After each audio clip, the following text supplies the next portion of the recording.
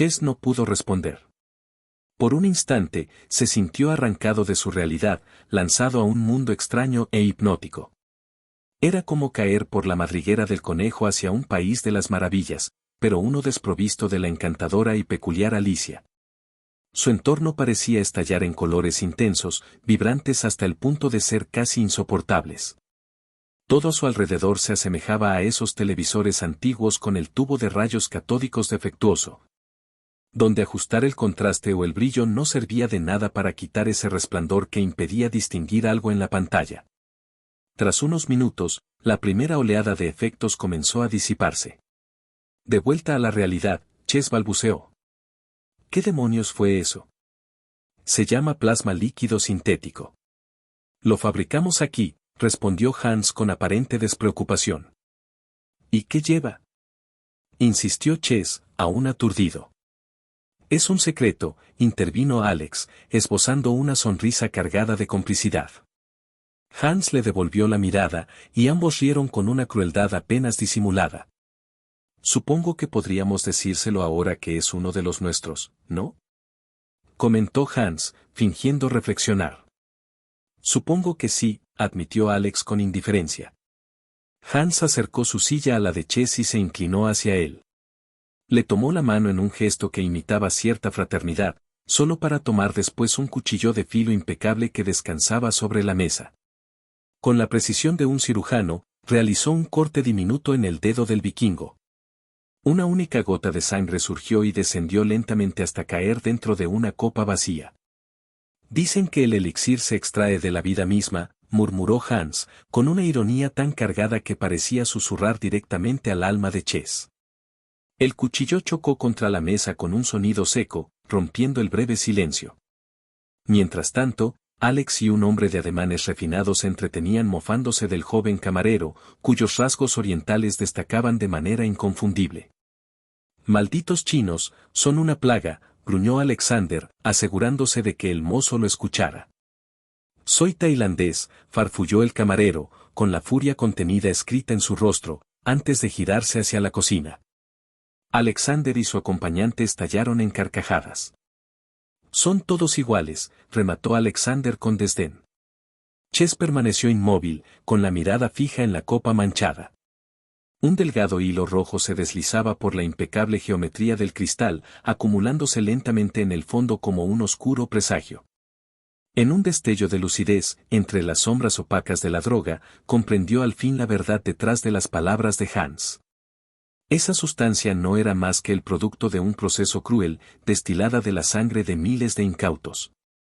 Siempre había sospechado de las plantas de extracción, pero jamás habría imaginado que él mismo, su hermano y todos los que dejó al otro lado formaban parte de aquel macabro engranaje. Eran piezas descartables, condenadas a alimentar la adicción de una sociedad podrida hasta la médula. Incluso bajo el efecto entumecedor de la droga, Chess comió con la voracidad de un prisionero tras días de hambre forzada. Cuando la cena concluyó, Hans conversaba con un joven magnate que lucía una pulsera dorada. Chess, luchando por enfocar su mente nublada, consiguió captar algunos fragmentos de la conversación. Hablaban sobre el acceso a un laboratorio visco y una puerta situada cerca del agujero negro.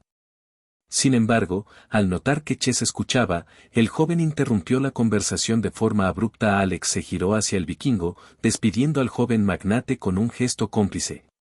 Luego prestó atención a lo que hablaba Hans con el vikingo. Hans le explicaba con claridad y precisión cuál sería su nuevo puesto. Su tarea principal consistía en recibir y descifrar las comunicaciones enviadas desde el exterior por los espías, empleando código algorítmico inquebrantable por los agentes del Partido Libertad. Además, sería responsable de supervisar a los portadores de las pulseras marcadas, quienes cruzaban el muro para realizar trabajos temporales. En ese ámbito, Chess era un auténtico experto, él mismo había sido uno de ellos, habituado a moverse entre ambos lados del muro, solo para descubrir que siempre había estado en constante vigilancia. Por último, y no menos importante, su labor incluiría interceptar las comunicaciones de los altos mandos del partido, con el fin de prevenir posibles ataques contra Cifa. Aunque esa amenaza parecía remota, siempre se mantenían atentos a los movimientos de Salvador. Te espero mañana al mediodía para que conozcas las instalaciones. No madrugues, después del espectáculo que diste en la arena, te has ganado un buen descanso, le dijo su nuevo empleador alemán antes de retirarse. Esa noche, Chess no pudo conciliar el sueño. Era como un búho en plena cacería, alerta y nervioso ante cada sonido que sus propios pensamientos producían. ¿Podría con este nuevo puesto? ¿Qué pasará con mi hermano? ¿Podrá ingresar? ¿Por qué Sofía estaba del brazo con ese hombre? Pero había una pregunta que le erizaba la piel, ¿aquella mujer era realmente su madre? Lucía tan joven que, aunque Chess comprendía los efectos de la dilatación temporal, aún le resultaba desconcertante. ¿Qué pasaría si lo fuera? ¿Qué le diría? ¿Qué le preguntaría? ¿Por qué nunca me buscaste? Cientos de preguntas lo asaltaron hasta que, al amanecer, el cansancio finalmente adormeció al inquieto búho en que se había convertido durante la noche. Al día siguiente despertó con el cuerpo pesado, embotado.